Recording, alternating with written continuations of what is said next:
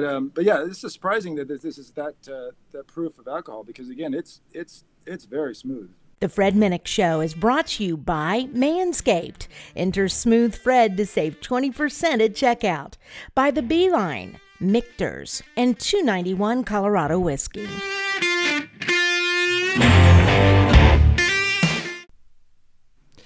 And joining the show is someone considered an EDM god, and really the founder of the modern movement of EDM, Scott Kirkland of the Crystal Method. How are you doing, sir? I'm doing very well, Fred. How are you doing? Living the dream. Now, listen, when I told people I had the opportunity to interview you, they're like hardcore EDM fans, and these are people who don't fanboy out, but they were jumping up and down like little girls. They were so excited that I got you.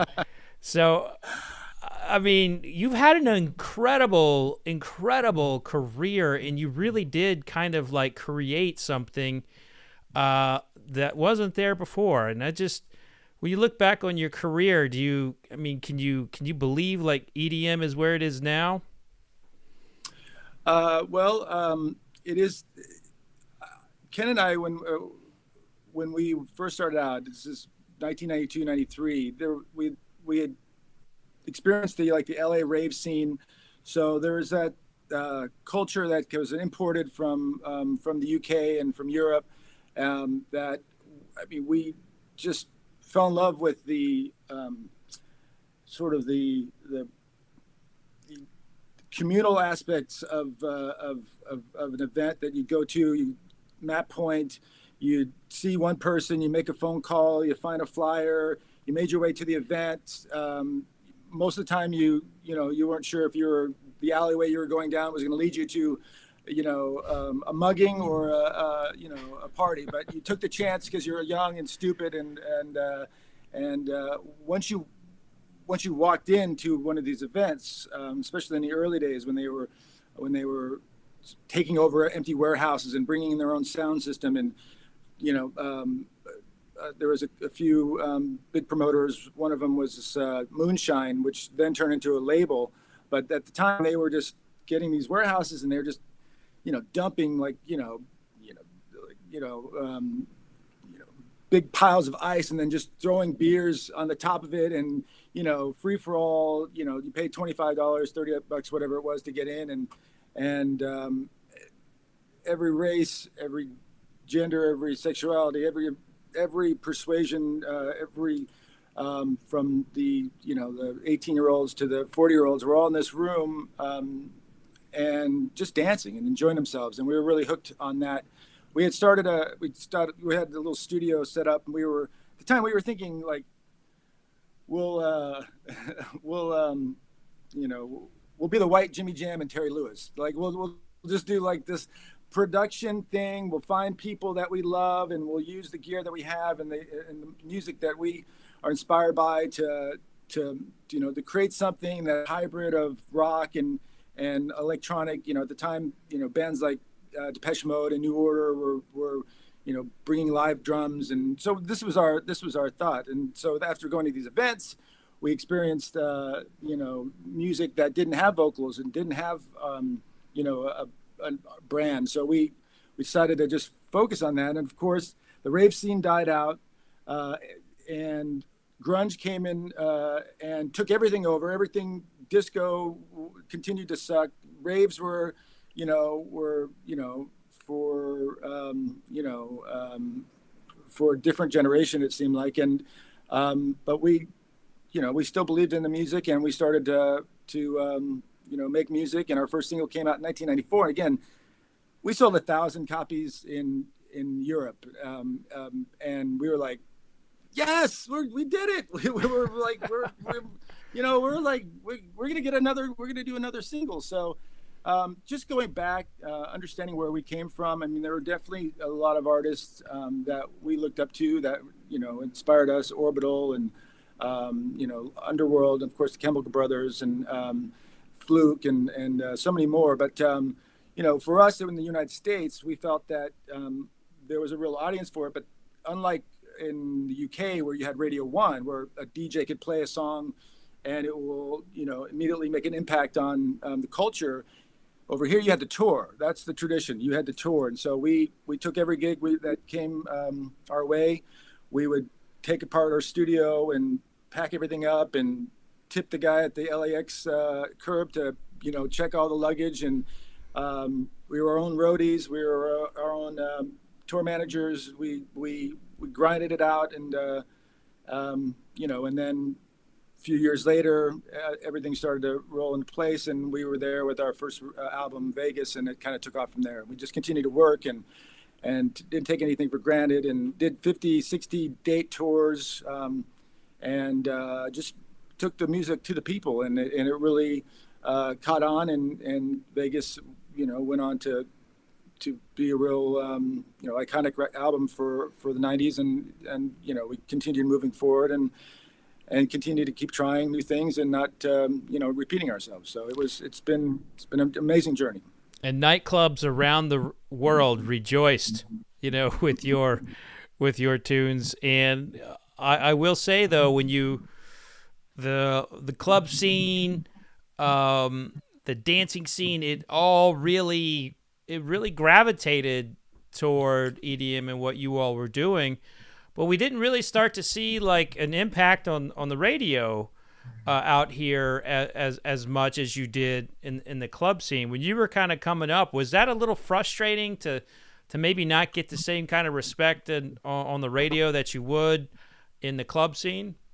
Well, I remember we actually with Vegas, and one of the reasons why it took off was Prodigy had a pretty successful album that, so as the grunge started to die down a little bit, there was this famous cover on the Rolling Stones. I think it was, the next big, EDM, Picture of Keith from Prodigy called it the next big thing. The EDM moniker didn't come in until a few years later. So it was filling the gap to where, where some of the, the more traditional Seattle grunge bands of the early to mid 90s were releasing, we filled the void a little bit, and we had a track, our big first single, Busy Child, in a Gap ad, which was it was playing all the time during Seinfeld and all these different big shows during that fall winter of 1997. And then the next year rolled around, and K-Rock, the big station out here, started to play it, and other stations started to play it. And that was just a surprise because, when I remember that one of the first people that we were looking at for a manager way back in the day, the first thing he said before they even served the bread at the dinner, it was like, okay, you guys got to change your name. There's no radio station, and there's nobody's going to play your music because of your name. And we were like, again, young and stupid. And we were like, well, you remember it though, right? I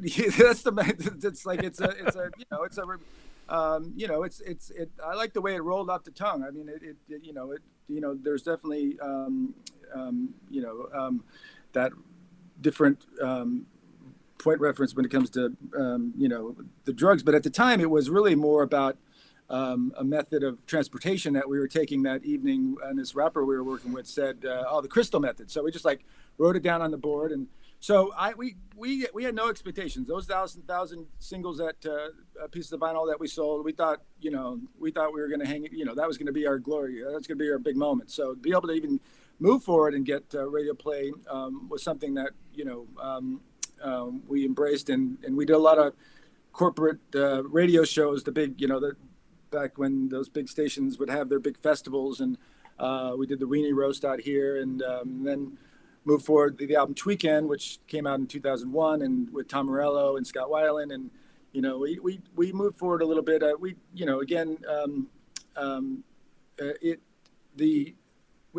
in a way also, we didn't really make a lot of dance club tracks because our records were always meant to be enjoyed in every environment. If you're in a Walkman, walking to school, if you're in your car, if you're making that long haul back home, to see your family or to see someone you love, the idea was to be able to enjoy it on the dance floor and be able to enjoy it out there in the club scene, but really it was to be able to be appreciated in any environment and in any format. So, it's quite surprising, and looking back, and especially here at the studio, a lot of the gear that we used on those first albums still, sits around and begs me to be turned on, and every once in a while I oblige and pull out something that takes a little bit of time to warm up and doesn't always stay in tune, but there's a certain character to these synths that you just can't find in any plug-in or any virtual synth that's created within a DAW or a computer. Yeah. And of course we look at EDM now, and you could argue it's what people listen to more than it's people love it, and it's because it combines the best of all music, really. Yeah, so many, in the last 10 years, so many artists have made that's pop music pretty much. There was some rock bands that had some influence. I remember, going back to, from the beginning of time, even those old Edgar Winter albums with actually that synth right back there, the ARP 2600 was a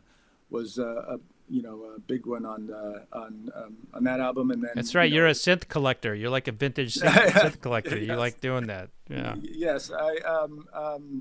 They don't fit on shelves as tidy as your collection behind you, but and you can't drink them. No, you can't drink them. No, that's for sure. But yeah, it's quite something to go back and look at where we came from and all the things we were able to do because of the passion that we had for music and for the scene and for those that were like us, young and inspired and motivated to create and to share what we make with the world. Yeah. Well, now it's time to share a little bit of whiskey together. Nice. Let's start with the Old Scout. Now, I had mentioned on the bottle that I sent you that this brand made my list for best bourbons of the century so far. These guys have like a really incredible. We're starting out with the one of the best. Okay. We're starting out with a heavy hitter. Yeah. Heavy hitter. Okay. Nice. Okay. So with the tasting process, I really like to, there is a, much like there is with creating music, there is, everybody kind of has their own style, but I think when you look at American whiskey, it goes into the barrel, it clears the water from your tap, and every single day it's working in and out of that wood. So I love looking at the color of it. It just kind of gives you a little bit of appreciation for it, and you just kind of swirled around a little bit. And right here we're looking at a 5-year-old Indiana distilled, just a little bit of time in the hills of West Virginia. And when you smell it with your mouth open. By smelling it with your mouth open, you relax the olfactory a little bit. You pick up more than just the alcohol fumes.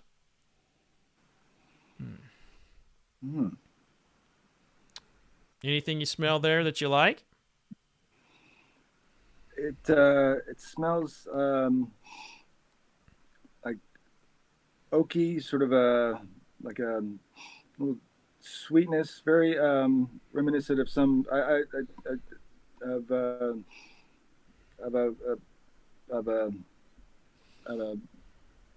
añejo tequila. That's where I spend most of my time in that world. But I mean, this is much.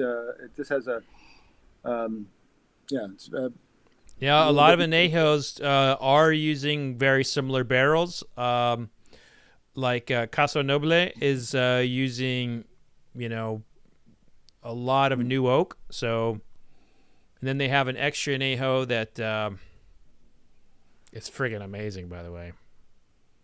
So now that when we taste, you just want to put a little bit on your tongue and kind of feel it walk back. You don't want to shoot it, so just taste it.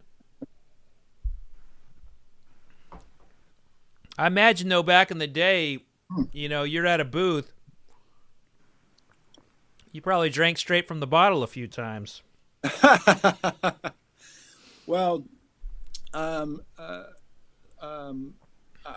experience with different, it's really inviting. It has it has that little bit of bite and that warmth that you'd expect from this sort of alcohol, but it's very smooth, very little, like, it's obviously some caramel in there and some really lovely sipping bourbon for sure. I've always been one, well, over the last few years, when I switched to basically just beer and tequila, like you said, we've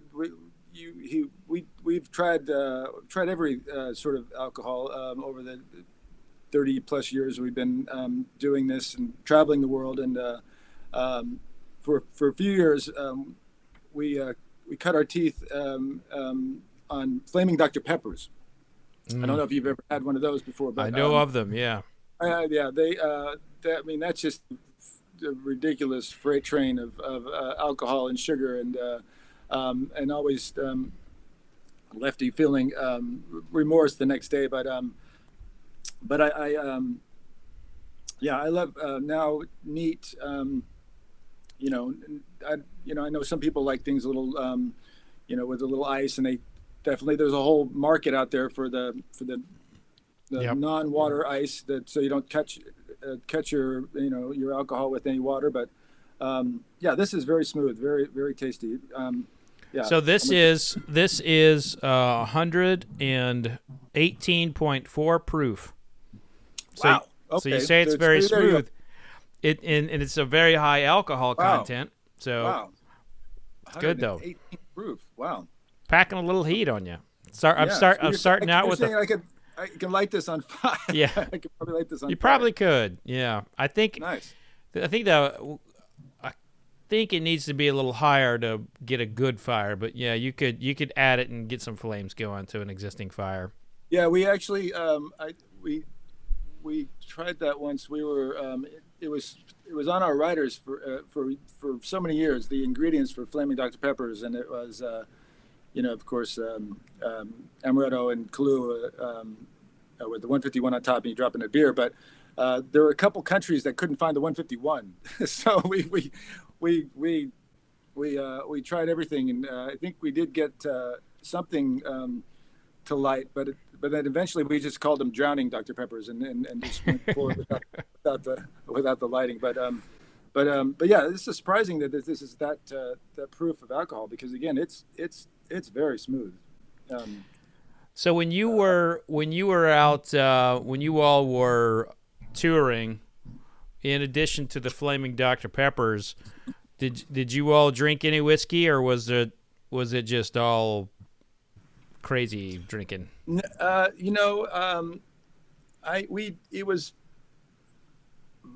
was like, it was flaming Dr. Peppers, then it was vodka, and then tequila. And I hope he doesn't mind me saying this, but my partner, former partner, sometimes when he went across that threshold with tequila, sometimes it was that Dr. Jekyll and Mr. Hyde syndrome. But yeah, it's I don't know what, I grew up listening to heavy metal and following all those bands that always had Jack Daniels in right. the photos, like let's think of those Motley Crue, Neil Zauer pictures, photos from the with them with the bottle of Jack, and definitely it was out there, but I guess it just it wasn't something that we gravitated towards or ended up. I mean, we if we were out somewhere and somebody offered us something, Jameson or I wasn't really a big Jack Daniel's drinker, but funny enough, one of the many years ago, my friend Chad from this band called Shiny Toy Guns. Chad is also from Oklahoma, and Shiny Toy Guns are from Oklahoma. I was out there when it was that big snowstorm in the middle of it was right around the time that the Super Bowl was in Dallas, and I went out to see my grandmother who had just recovered from a really serious illness, and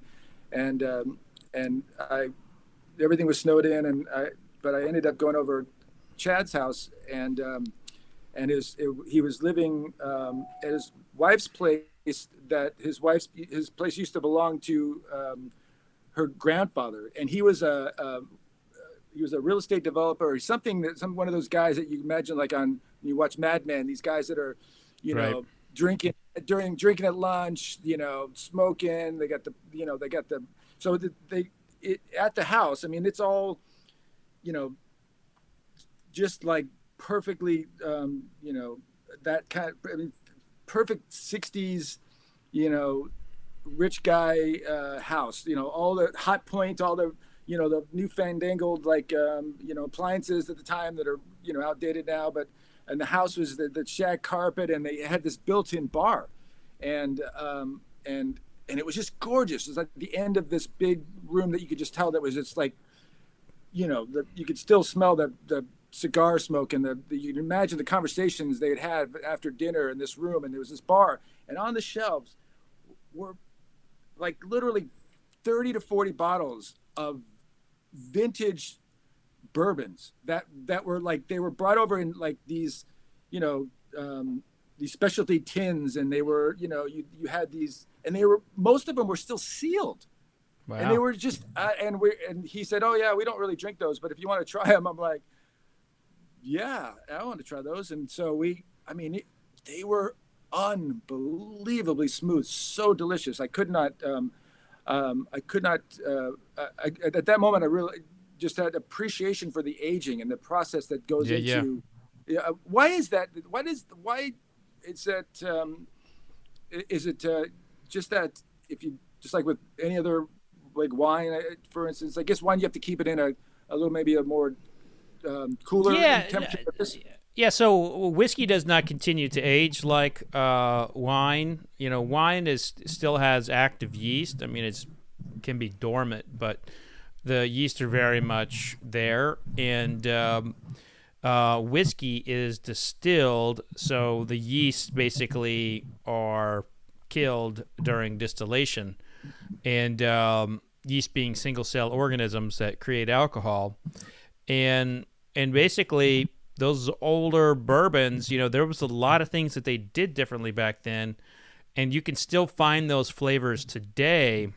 And we might find one in one of these glasses coming up. In fact, I want to go to the next one. Okay. This is Blanton's. Now, Blanton's is a very hyped up, bourbon, and everybody's kind of chasing it. It's a little crazy because this was something you used to be able to find in the stores all the time. Now, which is kind of like, good luck. But they're single barrels, so they're very inconsistent. And the one that I sent you happens to be in my opinion, one of the best Blantons I've had in a while. So single barrel proof. Meaning that each barrel is one run, and that there's no blending. Correct. Yeah, it's just one barrel of which will make 200 bottles, or so. So. Wow. And even though they could ramp up production, they choose to keep it. They can't find that on a shelf. They must. Yeah, a lot of it's marketing. There's a lot of there's a lot of appeal to something that is scarce. When you tell a population that you can't find a bottle, everybody suddenly wants a bottle. Yeah, You yes, know, they want to be the one that shows up with that bottle, or has it at the house when people come over. exactly. Like, yeah, yes, And so Blanton's enjoys that. And also, I mean, this is a beautiful package. It's got a little, it's got a horse on it, and okay. if you buy, I'll show it to you again. If you buy the Yeah, entire, yeah, that kind of looks well. I guess there are a few other bottles that are that sort of that shape, but yeah, that's one that would be prominently sitting on what do you think that? What does this go for a shot at a highfalutin? Not a shot, but a pour of. yeah, I mean, I've seen it for $50, like in Crazy. places in Vegas. It's ridiculous. And in Okay. no way should it be $50. 20 at most, but Ooh, that one that one rises a little bit. It's it's not as aggressive, but I mean, whew, it's really, yeah. This is something that you could have with ice cream. You just this that's is a really great tasty. compliment. Yeah, this is lovely. I mean, I can have ice cream anytime. Like there's not a moment in my life that I can't have ice cream. Do you have something like that you can always just have? Um, yeah, I mean, I'm living the keto paleo lifestyle. So although I stayed away from ice cream, now there's these delicious keto ice creams that I'm drawn to. But yeah, um, I love. I used to, again. This is no longer on my diet, but the chips and salsa, guacamole. That is always would be. Hummus was also in there, but now I've gravitated towards like chicharrones. Those Oh, are nice. nice little like little crunch to Hmm. fill that void that left out by chips and but yeah, that's smoked almonds. I love like Mm, you know um, you know um, something that's uh, um, you know like a nice flavoring on. I'm a huge hot sauce lover. Spicy, I love the spicy. So yeah, hot sauce is probably something that I can always have no matter what. nice. I love hot Mm. sauce. So this keto diet, my wife wants to get me on the keto, and I'm like, I don't know if I can pull it off. Like you mentioned, chips. Like I just can't imagine a life where I can't go to my favorite Mexican restaurant and just gorge through like a half bucket of chips before I get my burrito or something.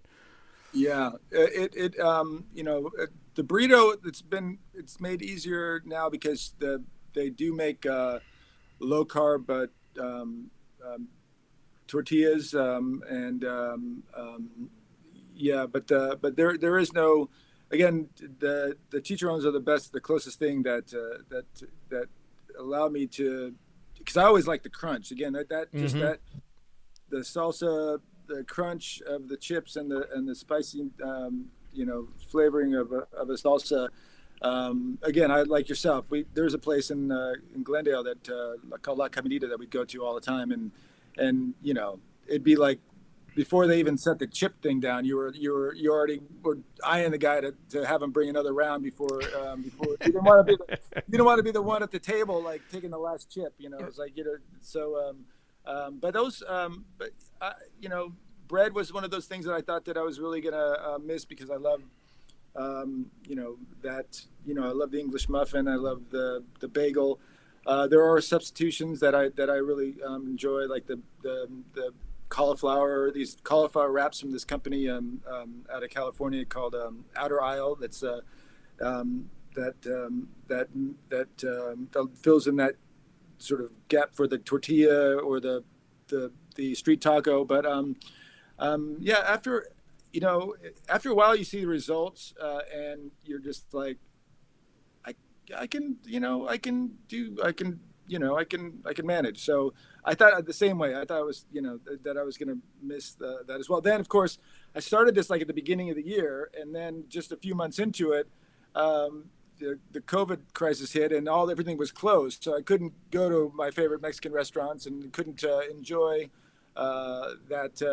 you know, that I wasn't tempted by that big bowl of chips and salsa in front of me. So, so over time, you know, and again, it's like, I think sometimes, you know, you do your best, you do, you know, you spend 6 days on, and then, you know, you know, you have a bad day, and then you move forward or whatever. So, it's, yeah, for me, I found it to be, you know, something that works, and after you start to see some results, then you tend to stick with it, you know. So there's a lot of things, I mean, like that you could, I mean, again, like eating ice cream, you know, or chicharrones, or you know, all the proteins that are devoured. I'd probably do better if I actually kept within a certain, you know, calorie, or you know, certain, you know, intake. You know, sometimes you lose track of, like you would when you're eating those chips. Like, you just lose track of things. But so far, you know, it's been 6 months, and I enjoy it. And there's this really great granola cereal that I have with this coconut milk. I mean, it's just amazing. I can have it every single day. So if you just out of necessity, you find the things that work for you, and then you slip up, you get back on it. It's no big deal. And bourbon's accepted in this diet. I don't know. We're going to say, we'll say it is. Yes, we'll say yes. I know some. I know. Again, a bad day here and there. You know, a bad day for the diet. You know, is usually a good day for the flavor and the taste, and the substance that it provides. So. This one, yeah. This is yeah. This is the one doing it for you. This is the well. I mean, I enjoyed that one. Now that I look back, you know, I definitely realized that the alcohol level is dropped a bit. And but yeah, I mean, if you, again, I would, you know, going back to that, you know, showing up at the party with the bottle. I mean, you definitely, if you're a people pleaser like me, you know, you want to have this one on hand if you're having some bourbon lovers over for and Blanton's is a really good product. It just happens to be in that like hype category where everybody wants it, and then you end up paying like 4 times the amount of like what it's really worth. And so I think people in my world, they look at it as like, screw you, I'm not paying $200 for it, you know. So it's an interesting bottle for bourbon fans, but it is good. It is good. And the one you brought up, Jack Daniel's here. I sent you also a single barrel.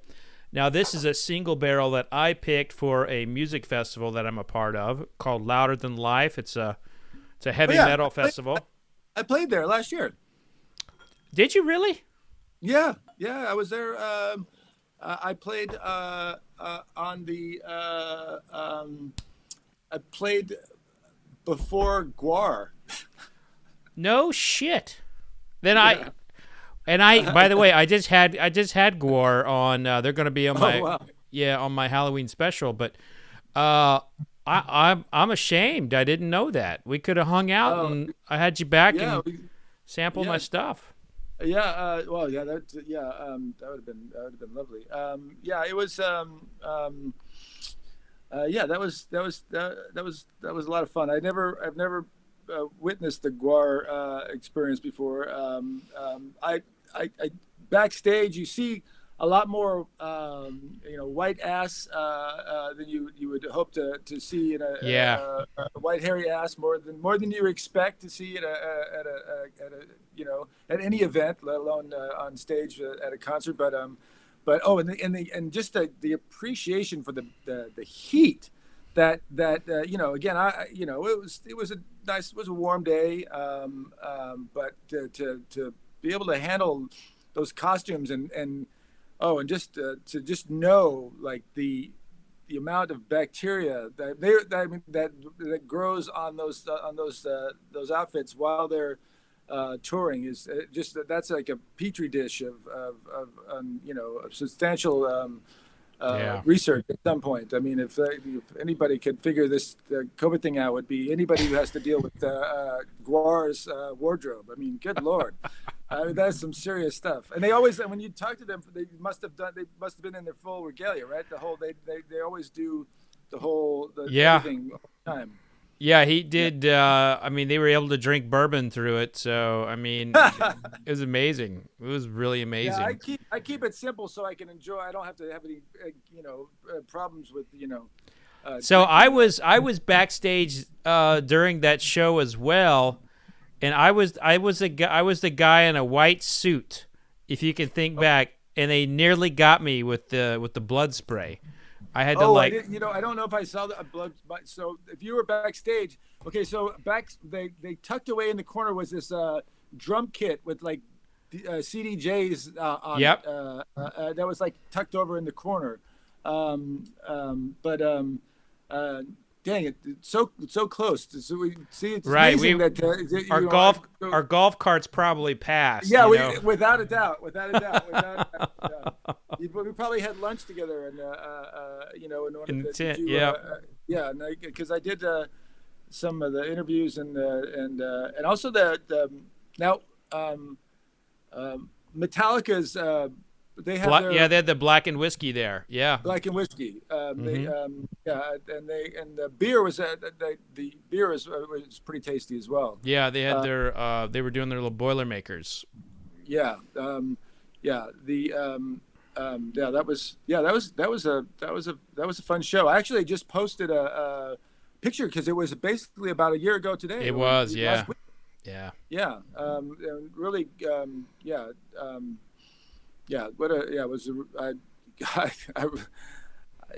just so, I so miss that, the whole experience of going to shows and being part of shows, and in all formats, either being a punter in the crowd or being the excitable, combustible person on stage. I miss the energy. I miss the the excitement. I miss the people, the sharing of that thing that happens at shows. It's really it's really starting to weigh on me, the distance that we've had to keep over these last 6 months, and the things that not only, of course, all the lives, but just the distance and that we've been from things that we love to do, whether it's music or movies or sports. It's really difficult. It's really so hopefully we can all get back to that. But yeah, great memory of that show. And then now that Louder Than Life was Tool wasn't on that show. It was Guns N' Roses. Okay, yeah, I missed them because I went from that show. And Slipknot too. Oh yeah, I definitely missed. Yeah, I went from that to I think that was a Friday that we played on, and then I went to Boston and did a show up in Boston the next day. But it was it was a good times. Danny Wormer, he knows how to throw a party. He does. He's a good friend. Well, I know it's a tough time, but we will get through this. And I'll tell you, I've been doing like live streams and tasting whiskey with people all over the world, and it's amazing. Whiskey can still get us. It can still bring us together, And I think I think it's a lot more. I think music, it has so many components, and you rely so much on the systems to deliver sound that, what you do, getting it through Skype, it gets condensed and just garbled, so. Yeah. But if I can get a whiskey in someone's hand they're going to have that same experience with me as if they were in a room with me. I mean, minus we can't touch and elbow and all that, but they're still going to get to drink it. And who knows what happens next. But yes. Yeah, definitely. You loosen up a little bit, and that warmth that's created by something that is cared for and so much love and appreciation to take into making it. That's why to call them spirits, right? Because because there's there's something about them that brings out the spirit in all of us, and whether most of the time positive, sometimes it goes negative. You have too much. Those situations where people have to check themselves, because again, you can't extract the thing about what it takes to make alcohol and to make something like this or tequila or the time and the effort and the distillation process.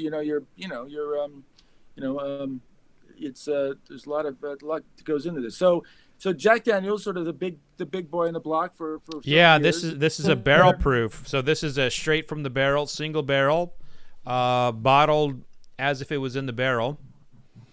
So it's also packing some heat. This is 132.7 proof. Woo! Okay, so this is getting up there. We might be able to cook some Flaming Dr. Peppers with this if we maybe in a pinch. But I think it's too tasty to do that.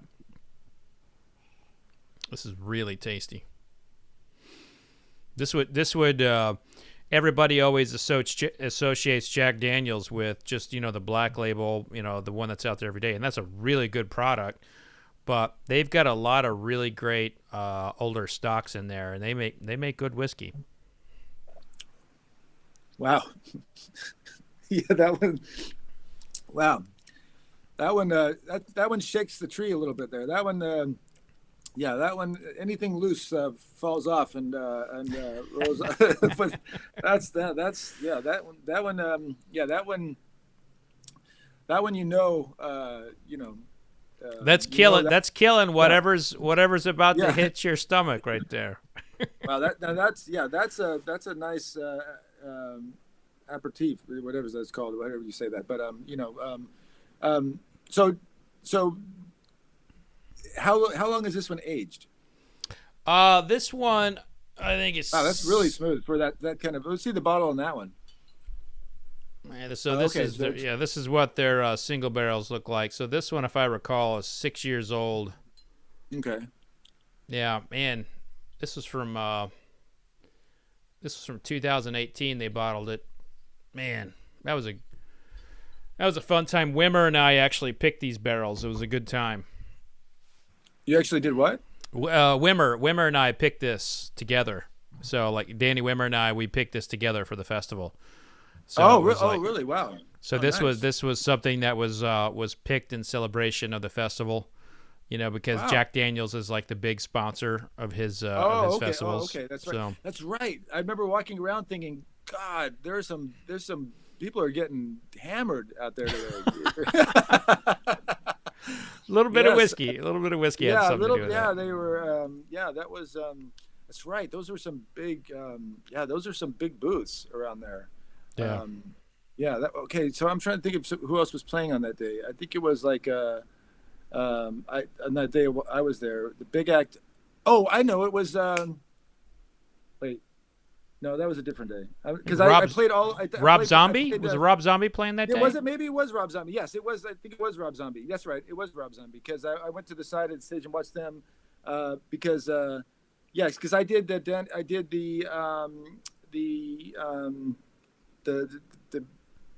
different events. I did every one except for the Chicago one. So I did the Jacksonville one. Then I did the one that in North Carolina that got shut down by the crazy rain. That was the one that was the most depressing because I played on one night and I was like, I'm staying the next day. It's Judas Priest, the Cult, and then Tool. That was going to be the day's lineup that I was going to check out. But there was a big storm. But so some of the dates get some of the different shows get a little, especially after this one, little Jack Daniels stepping up to the plate and throwing a fastball right down the pike here. This with this one. Yeah, this is again. I was these big brands like you think about like in the Jose Cuervo, or Patron is shit. Oh, I don't care about Patron in any even I've never even wanted to try their high their bigger. I mean their exclusive smaller batch stuff because I just I'm not someone that wants to support those bigger companies for whatever reason. Maybe it's because I just feel that once you get into those sort of numbers that you can't, the quality is something has to suffer, right. To make that bottle in Tacoma taste the same as it does in Tokyo. I mean, you have to do something to get, and in tequila they can add some like flavoring to kind of they can add the preservatives, the flavoring, and not have to, because all they got to say is it's 100%, that's 100% agave. And that's unfortunately, even then it's not always 100% agave too. So you got to be, there's some like there's shenanigans going on in Mexico right now, and the Mexican government is actually cracking down. They have started to warn producers that false advertising will get their licenses pulled, both in mezcal and in tequila. So there might be a reckoning in the next year in tequila. Wow. And you bring up Jose Cuervo. Jose Cuervo, like if you buy Jose Cuervo in Mexico, it's completely different than what you would buy here. And like they have a Familia Reserve. Oh, that's good. That's amazing. That's amazing. You're right. No, that's a really the one that comes in the wooden boxes, the collected. Yeah, I mean that's yes.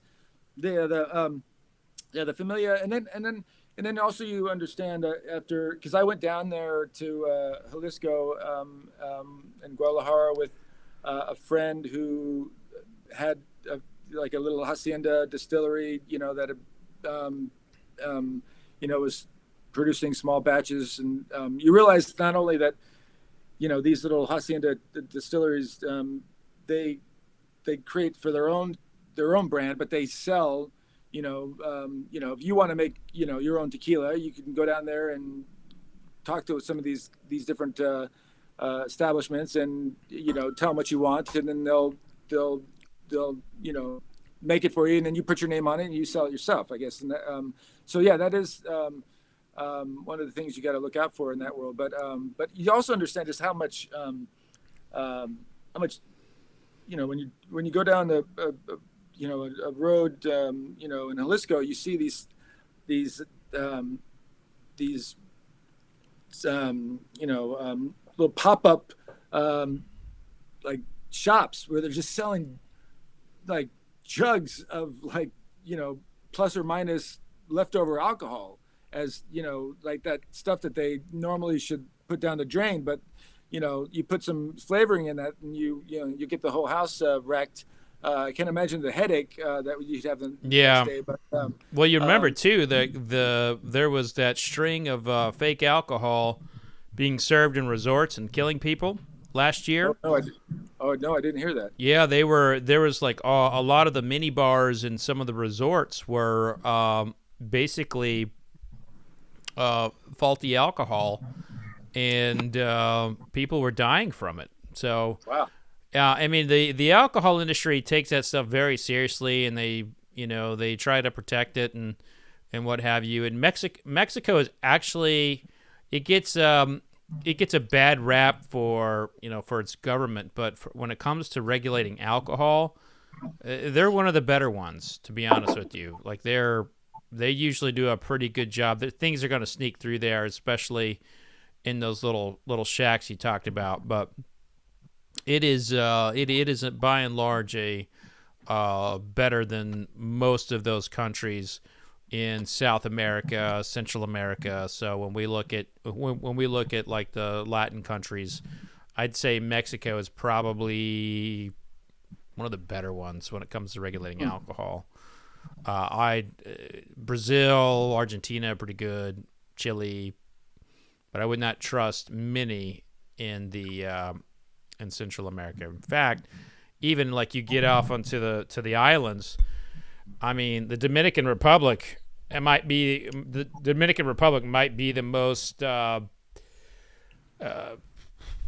fraudulent country. Period. When it comes to alcohol, I mean the same with Panama and Dominican Republic.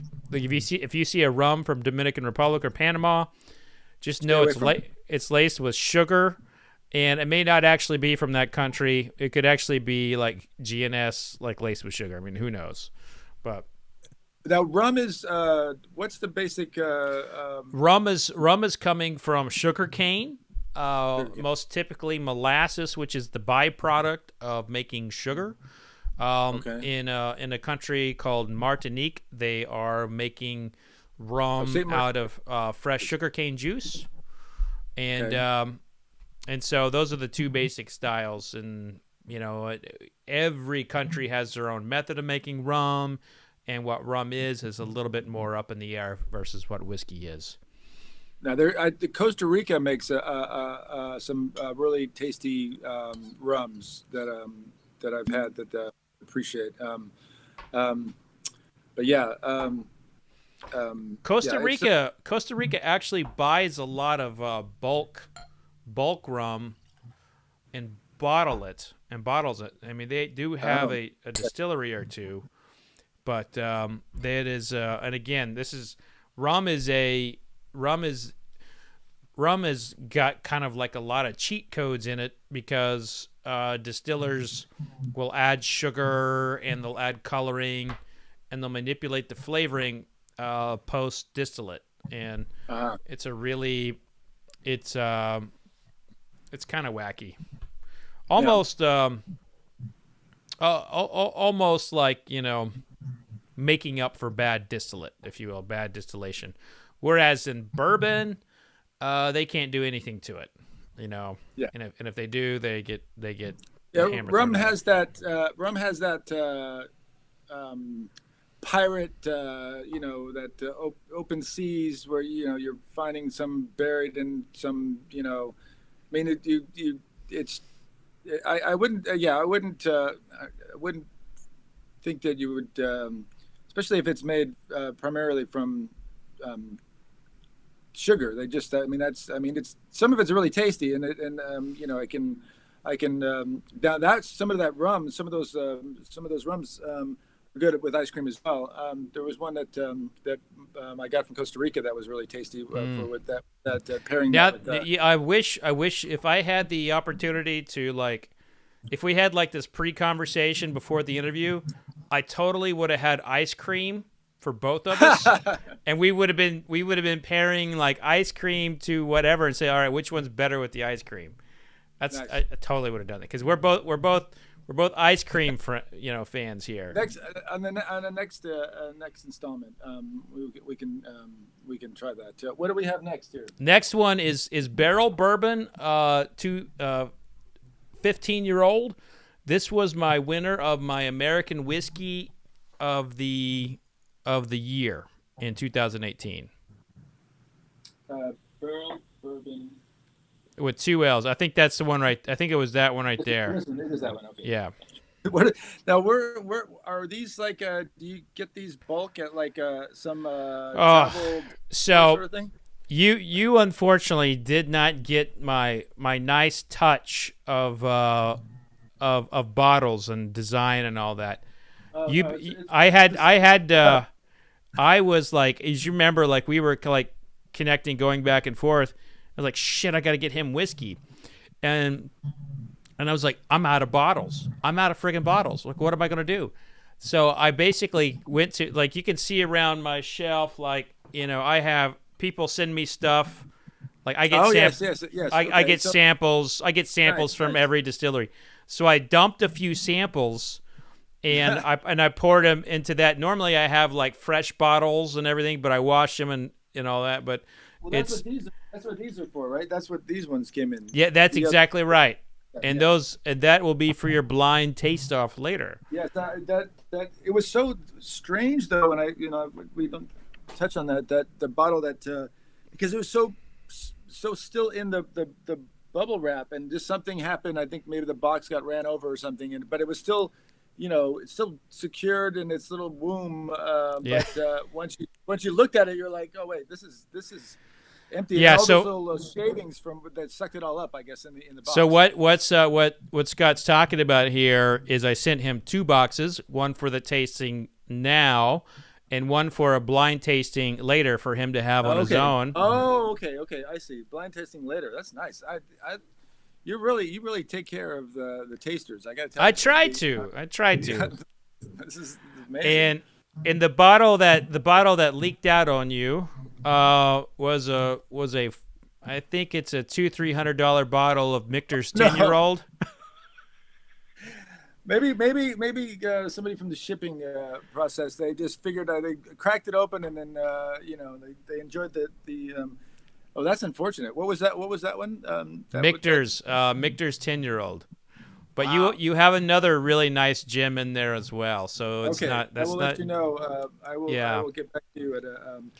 and it's really But it's really I appreciate these because, again, like years ago when I was talking about how we used to do Flaming Dr. Peppers, one of the things that you'd run into a problem when you were doing Flaming Dr. Peppers is you didn't. Not a lot of people would bars would let you light something on fire. I mean, that's just safety issues. But after one morning in a hotel room after breakfast, I was laying there, and I the little jelly jars that you get that they deliver with your breakfast in room service, they're perfect shot glasses. Like they're so I was laying there, I was like, oh my God, this is amazing. So I went and I dumped the jelly out into the toilet, and I was like, look, like pre-made Flaming Dr. Peppers to go. So I'd fill those up, and I'd put them in a little chip thing. This is like get some of those things that would carry chips for gaming chips. Yeah. I'd line them up in there, and then I'd have a little squirter of 151. And it was like we could enjoy them because we would, it was always about having that moment where you lit something on fire and drank it with friends, whether it was so. But I appreciate the effort.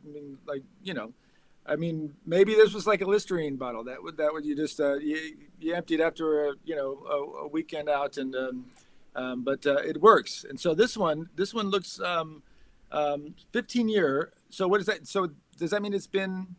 Yeah. aging? So this is actually a blend of straight bourbons from 3 states: Tennessee, Kentucky, and Indiana, all of which are 15 years old. Now, you mentioned Listerine. I have a funny story for you about Listerine and whiskey. So I was a soldier. I was in Iraq, and one of the things that we could not do in Iraq is we could not drink. And I would have friends like dump Listerine bottles, the brown-colored one, and fill it with Jim Beam or Jack Daniels and send it to me. And Nice. And so that was my little workaround on the U.S. Army regulations. Oh wow, that's amazing. I was. That's so. Yeah, that's that. So you would just get this. You just wait for the big, and then be sitting around just. Did you share? You obviously shared with your. Did you share with your friend? With your Well, your other? it's funny. Like I had an NCO who's still in, so I cannot say his name because he could probably get in trouble for this. He would actually go out with the South African Special Forces and go to northern Iraq and buy in northern Iraq. They sold alcohol.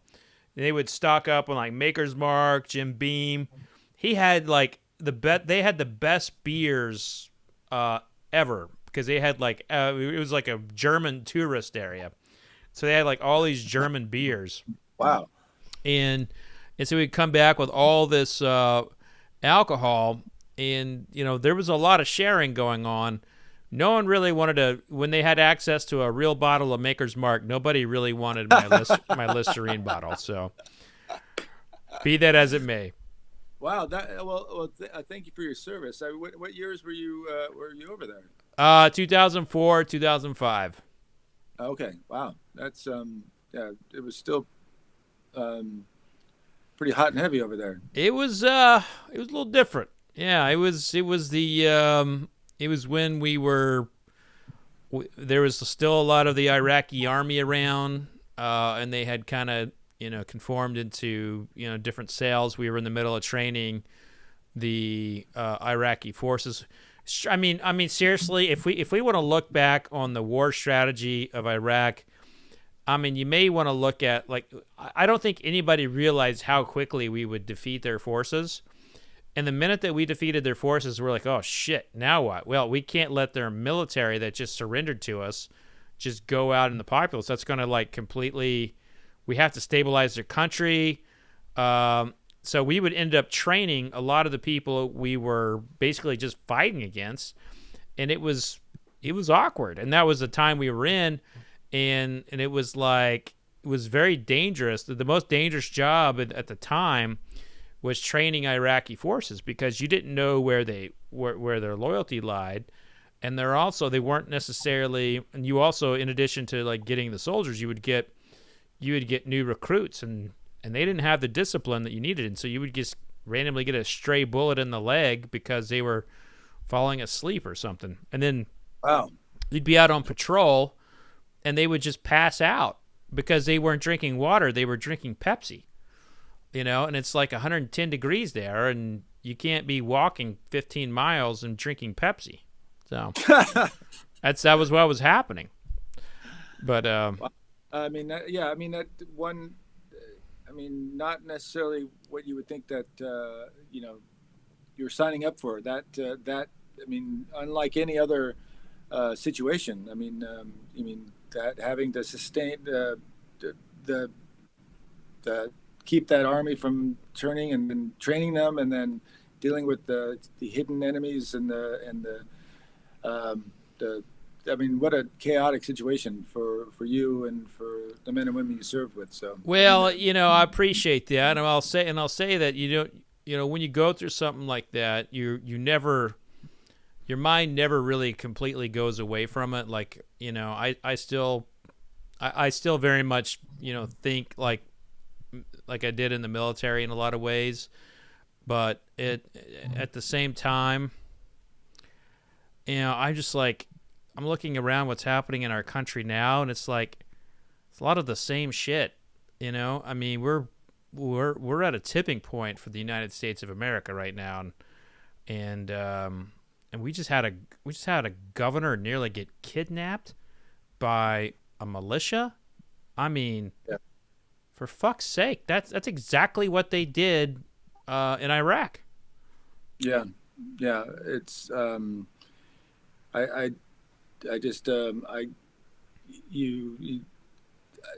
and it's just, everything just keeps coming at you. You just it's every day you turn on the news, or you open your phone up or a paper up, and you see some story and it just one after the other. It just seems like it's just like, the thing with the Gretchen, what's her last name? That was, that was, again, everything seems like it's some, movie channel, late night movie, this is so ridiculous. This plot is, this is outrageous. How could they even think of this? But again, things are happening that make you realize that the world does seem to be coming apart. It seems a bit, but I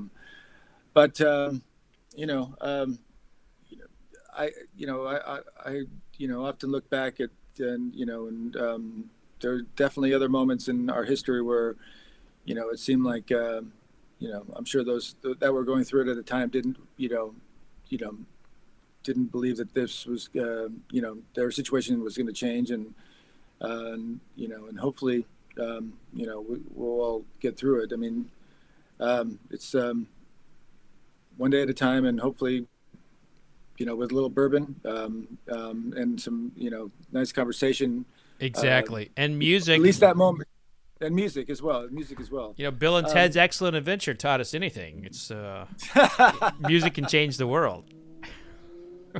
That's right. Did you see the new one? I did not see the. Yeah, I saw the new one. You know what? It was really good. I mean, it was like you kind of like to see Keanu Reeves like go back into that mode of acting, because he's like he's like grown so much as an actor. And to see him go back into that mode is like hilarious. And then to see the person who played his daughter, how they like kind of like took that role, and it was just like, I mean, wow. Like, I know no one from that is ever going to win an Academy Award because the movie's ridiculous, but there was some really good acting in there and just being like ridiculously goofy. It was great. Yeah. I have to check that out. Yeah, you'll enjoy it. Now you've had your music has been in a lot of movies and TV shows and commercials. You talked a little bit about the commercials, but do you ever like find yourself watching something and like, oh shit, I didn't know that song was in this one. I forgot about that. Well, recently, the kids, I've got two kids, Jet and Isla, and they're 14 and 11. And we were having some fun watching the Fast and Furious franchise, and and I'd never seen them, and so I was like, oh yeah, sure. Well, we got through the first two, and then we were watching Tokyo Drift, and I was like, I knew that there was, I think there was, I knew there was something in that. And all of a sudden it came on. I was like, "Oh yeah, that's Dad's music in that." But there's been a couple other ones, where it would come on. I think some of it was like some of the Adam Sandler comedies. There was a track or two in those, and it's it's always it's so wild how something that two guys create in a small little 2-car garage studio in La Crescenta, California, finds its way into the hands of those that are responsible for scoring or doing soundtracks, placements for these movies. And it's always now, also knows, now that I've gone a little farther into the industry and understand the process of that, it's just funniest ones is the proudest moment I think is in Tropic Thunder, when great film. And that was a great moment because we were one day we got a phone call saying that George Drakoulias, which is he was the music supervisor on that and so many other great movies, invited us to come down to the lot down here and watch the movie, and we were just they were like, there's a little surprise coming up, and maybe we knew that, we must have known because it had to be synced in there before, but we didn't know exactly where it was going to be placed in the movie. So the name of the game, the track we did with Tom Morello, shows up right when they're taking them out and into the real shit, as Nick Nolte proclaimed in that scene, and just really one of those moments where you just you get chills, and then you afterward you hang out with Ben Stiller and he tells you how much he's a fan, and then asks you to do a special track for the end of the credits. So those kind of moments are then they go into the premiere of it, and then just turning out, because our tracks have been in some movies that maybe haven't been as well received as others, but that one is iconically one of the the funniest movies of the last 20 years, and one of those real proud moments for us as artists, for sure, to find again, you're not I do scoring and I do other things.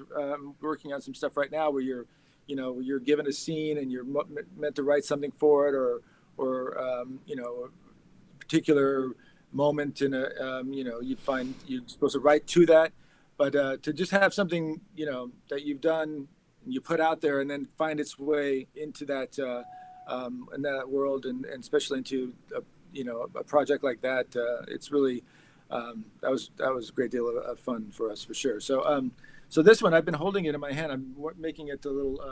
I hope I'm not changing the complexity of this. No, it's a good time to taste. This one is the Barrell Bourbon 15. Yeah, 15-year-old barrel. It is 106 proof. Okay. So I've taken you on a journey of proofs. We started kind of like middle. Yeah. Okay. Well, it was high, but it was high. Yeah, yeah. But for this tasting, it's like kind of middle. It was the second highest of the tasting. And then I brought you to the lower, and then higher, and then back like to the to lower. I just had this memory of back when Ken was still in the band. He had recently become vegan, and we went to a place in Louisville to go to eat, and I'm always the one, because I was always like, when we were looking for some place to eat, I'd always be the one looking at the menu right when we sat down to see if there was something for him to be able to eat, like going down. And I just had this memory of us sitting in this really lovely area, like one of these outdoor restaurant bar, beautiful night, and the woman at the server saying, no, that has bacon grease in it, or no, that has that just going down like and I think at the end he's like, oh, I'll have broccoli and some bread or something like that. So for whatever reason that came into my mind right there, but so yes, I'm going to try this one now. By the way, a smaller glass because I ran out of. Oh, that's fine. That actually might be. Yeah, I dig that. Crystal Method. Yeah, I love it. And just so you know, I'll get you a custom Glencairn made for you with Crystal Method on there. Oh, that would be fantastic. See, because I do feel like these old studio glasses that have been sitting around forever, not necessarily the proper. You can't check out the legs on the yeah. Oh no, this is a. That's really nice.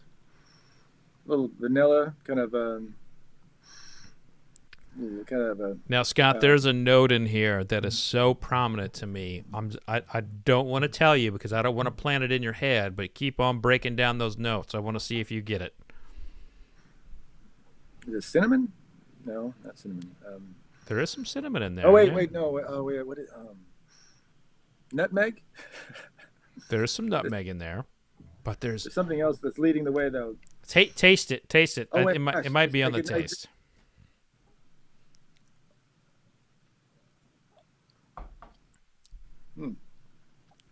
That one rises up a bit as well.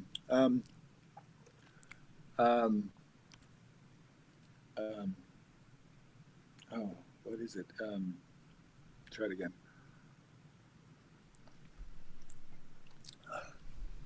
I'm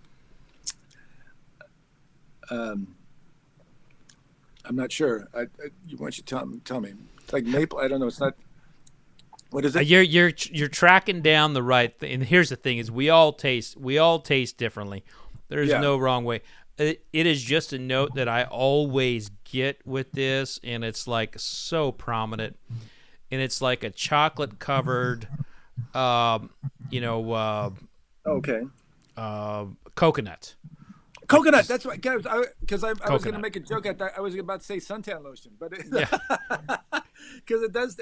But that's right. It is. Yes. There's a big old coconut in this. Big old coconut. Now, why is that? Well, one of the places they got their a bourbon from in Tennessee, they have a real prominent kind of like in your face, punchy, vegetal, fruity. Some would describe it as a dehydrated orange or a Flintstone vitamin note, and Flintstone vitamin note. Well, that's yeah.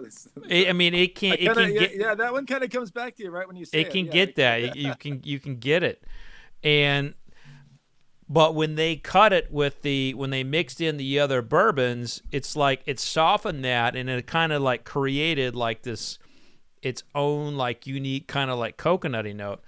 And so that it's really, these guys are blenders, not distillers, and they do a great job. They do a great job. They seek out different whiskeys and find they're like someone like a chef creating a meal with flavors, drawing in different flavors from different regions and understanding how they would to blend together. Exactly. And did they blend them together? Did they blend them together and then put them in the barrel, or did they blend them together after they've been in the barrel? After they've been in the barrel. Mm-hmm. So 3 different barrels, 3 different. 3 different types. Like the amount of barrels that would go in this, I don't know how many, but 3 different. But 3 different type of Mm-hmm. 3 different from 3 different distilleries. Exactly. Yep. Wow. Now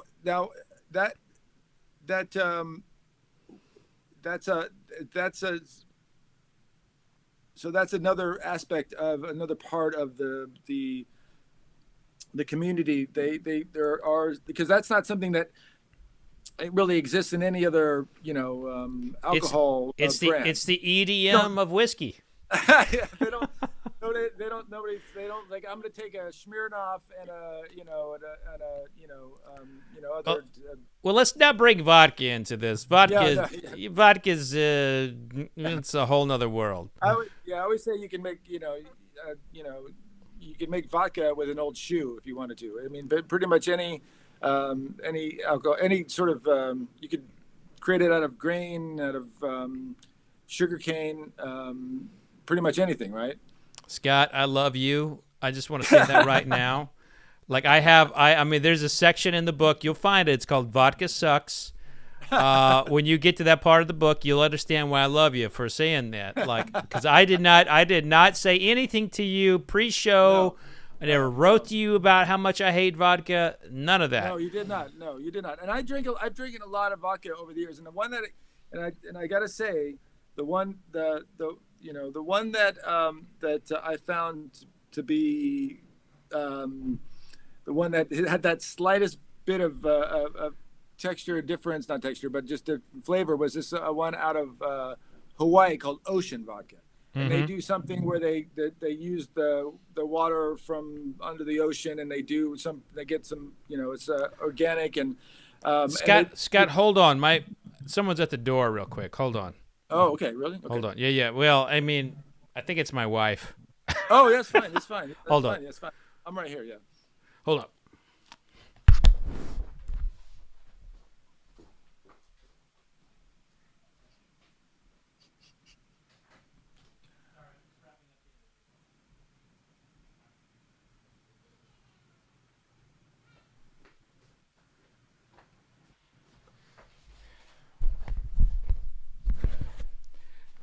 Even your wife has great timing when it comes to just start talking about vodka.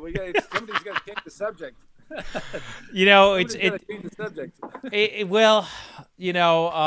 It's Food Truck Friday, and we're gonna go to the family. We're gonna go to Food Truck Friday, and nice.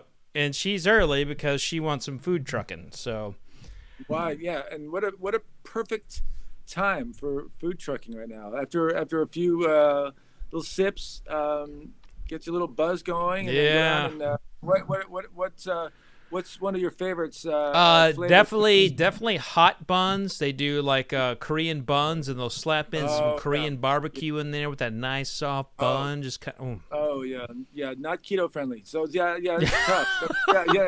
Yeah. Well, I haven't committed the keto diet just yet, Scott. So you gotta enjoy.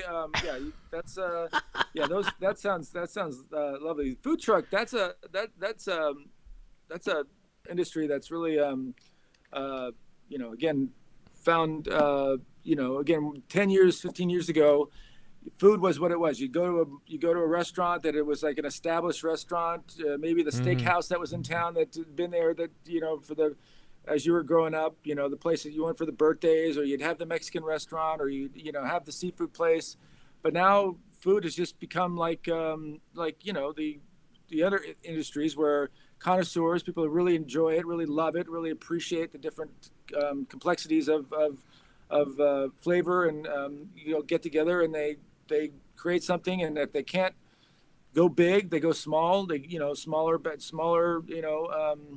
output, but still quality, and so people like us can sit around and enjoy it, and that's something that definitely should be appreciated. I still wonder why people go to like the typical sort of fast food place, because when maybe just a few dollars more you can go down to that food truck that I imagine like a lot of the people who've seen you in live have invested a little money in Taco Bell over the years. So. my son and it's like if your kids grew up to enjoy vodka, I'm like love good quality Mexican food, and to know that he likes every once in a while Taco Bell, whatever, and it's different much, he doesn't go for the Guadalupe Crunch or whatever the hell they have over there, but I mean they but again, you're a kid, you try things, you figure out where your taste buds are, and you move forward later on in life, so you can every meal isn't oh my God, I got to go search out, because I use the going on tour a lot, and I have this app called Local Eats. I don't know if you've ever checked it out. It's a great app for traveling, to find those places in town that are preferred in different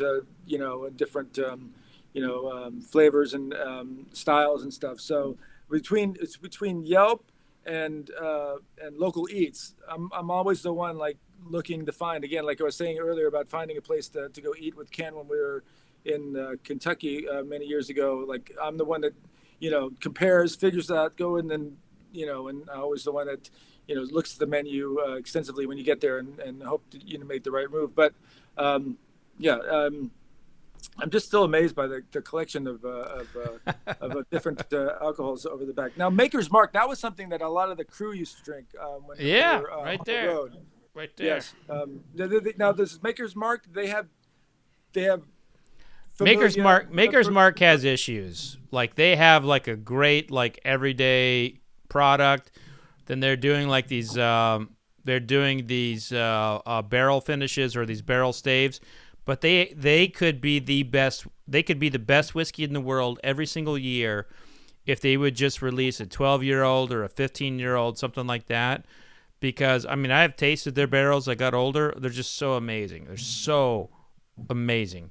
But they're all about churning it out, and they do have a lot of ways to introduce great new flavors. Don't get me wrong. But I think they're very good. I think they could be great on the whiskey department. So what is your favorite that we tasted here today as we kind of close it out here? You got I'm going to put you on the spot. What's your favorite? Well, I think the second one, the Blantons. Blanton's is the fave. Well, I think as far as now, this one seemed like it was it was great for the one that you can have maybe a second pouring of, right? It doesn't have the alcohol isn't as intense, right? Right.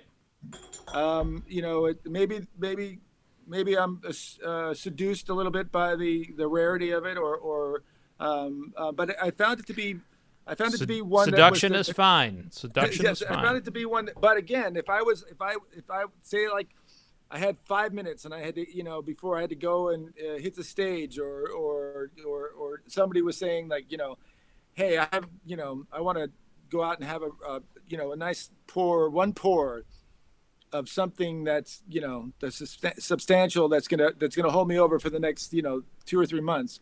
I gotta I think I might go with the the Jack Daniels is pretty tasty. All right. That one, yeah, that one was as far as like the higher alcohol. Although, again, so should we say we have a tie between Jack and Blanton's? I'm gonna say I can I'm gonna go. Maybe just because the distance that's from the first one. Now have you found that through all the different years of talking to people about this, that the order really does make a difference? How you because again, like as any drunk college girl will tell you, as you get to the 8th drink of the night, they don't. It doesn't matter if it's fair Goldschlager or that's fair. I mean. There is a bit of truth in that, but for me, no. The reason why I did the journey like I did for you tonight was more based on my perception of like flavor and gotcha. I kind of took you up a rail of like two. 1, 2, 3 had 2 or 3 very similar notes together, and 4 just so different. 4 would be like the one you don't start with. So the barrel is what you don't start with for like someone getting familiar with a flight, and everything else can kind of go together intermittently. Maybe do you think is there any prejudice in there must not be, if when we're talking about something that's the 15-year aging of something, but again the blend is kind of, it's a dirty term. Dirty term, right? I mean, it's a dirty term. There is for a long time there's some prejudice there.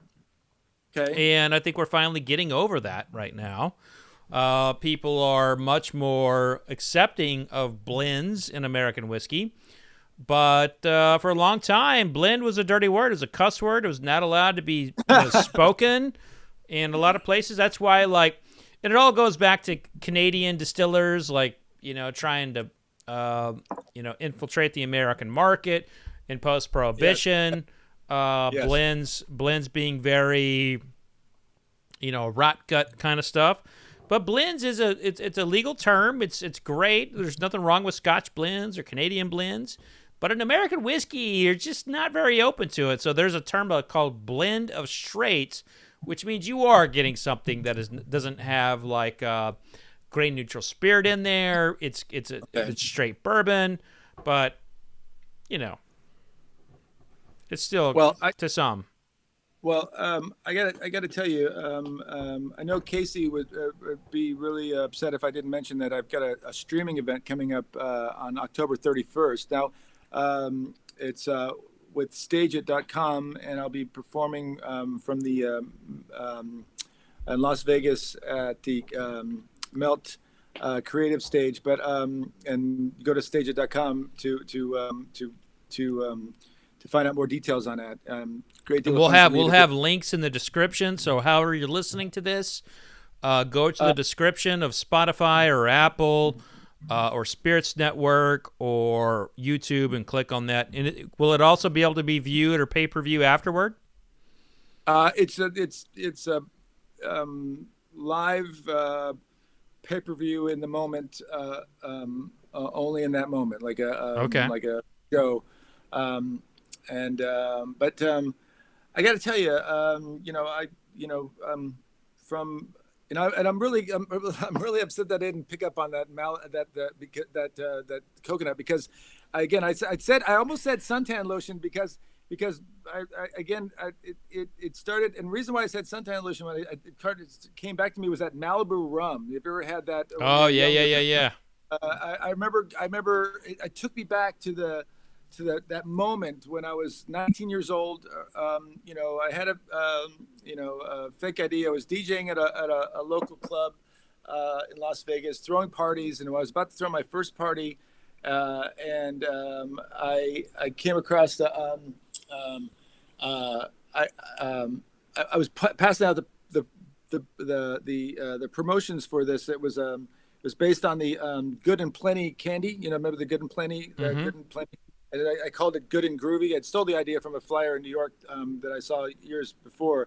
But I had the flyer, mocked up, and I was going around, and there was one of the most popular places to go and hand things out to college kids and people that could attend your shows was this little bar called Malibu Beach Bar. And I just remember the amount of Malibu rum that was consumed, at that, and it kind of all brought it back into focus, because I'm not a big I don't like the grainy aspect of coconut, but I do like the flavor of it. So I'm just so what we learned here today, Scott, is that you have a palate, and you have the tasting memory. So that means that you're going to have some good notes for that blind tasting I set up for you. Yes. I got two. I will let my taste buds recover from this lovely experiment that we've had today. I was just actually sent a bottle of Terramana tequila from a friend of mine that nice reposado that I'm looking forward to enjoying. But yeah, I new appreciation. Once again, I think that for me, like, when you go to a liquor store or an establishment to enjoy alcohol, there's just so many options when it comes to bourbon, and you get and then not only there's so many options, there's so many different price points, and you're trying to and like you were pointing out in that I think we as patrons take sometimes we give too much of ourselves over to that person behind the bar to give us their knowledge of what, and sometimes those that are serving us don't always know the truth and will and stick to their own, either maybe their own feelings, or maybe they're you never know if they're paid off by the guy that's providing them to sell you something. So I always tend to just I'll go with a tequila brand that I know, but again, knowing a little bit more about bourbons and understanding the history a little bit more, and getting some, some recognition as far as the quality of some of the distilleries that are producing out there. I feel like I'll be better served next time when I'm able to go out and actually have a drink. And hopefully the next time it's with me, it's in person. Yes, there you go. I look forward to that moment, and and if you're ever in my neck of the woods or within a state, I'd love to drive out and come see you and share a drink with you in person. We'll definitely we'll do the food truck and a tasting and a show. Love it. All in one night. Please give my best to Danny if you talk to him anytime soon, and my best to the family, and to Travis and Casey, of course, for setting this up. And thank you, Fred, so much for taking the time and this has been an incredibly memorable, flavorful conversation, and I look forward to another one like it. And it won't be the last, because if there's one thing I've learned, it's like it's always great to get folks on that you're fans of, because I love what you've been doing. I've always been a fan of the Crystal Method, and I grew up with you and like continue to listen to you. And I just, it breaks my heart that I had the opportunity to hang out with you later than life. I know. Breaks my heart. Did you see Rob that night? I did see Rob Zombie that night. He crushed it. Yeah, really good. I mean, really, yeah. And John 5, right? Yeah, he was on the. I just saw something about the Eddie Van Halen that he posted on Instagram, and just so much so much happening and so many people that we're having to say goodbye to. And but again, you know, it's all about the arts and the music, and what sustains all of us is the love of you know, of that of a song, an album, an artist. And so thank you for taking the time. Thank you for sharing this with me. I appreciate it. And I will look forward to finding out what my friends from Guar, what their favorites were. Well, his, yeah. You know, spoiler alert, you know, it's coming No, out. I won't do it. I won't. It's so that's I'm having it turned into an animation. Oh, really? And so it's going to be like a cartoon. And, wow. So that'll be coming out for my Halloween special. So. What is that? It airs on Halloween then, I guess, right? Yeah, thereabouts. Like, yeah, I haven't figured out. Like, I haven't seen my first edit yet, so you know how that stuff goes. Yeah. Well, especially if you're animating it, that's a whole different layer. Well, I you know, again, I look forward to checking it out and continuing to follow you and enjoying you know, your conversations with others as you take them on the journey through the tastings. It's been a lot of fun. Cheers, my friend. Oh, cheers! I'm going to see what I got to figure out which one I'm going to finish. Oh, this is the moment of truth. I'm going to finish. Well, I'm just going to go back to the one that was what we started with. Just circle back around. Just I know it. Which one are you finishing with? I'm actually finishing with the Jack Daniels. Oh yeah. That was my pick for the favorite. Oh. Yeah, that one. That first one. Yeah, that one's. They're all good. I mean, you didn't. You know, you didn't bring any. You know, Taco Bell to this party. This is. You set me up right. I appreciate that. Absolutely. Well, be safe out there, my friend. Until next time, be safe. Cheers. Cheers. Take care. Enjoy that those sticky buns. Food truck time. All right. Take care.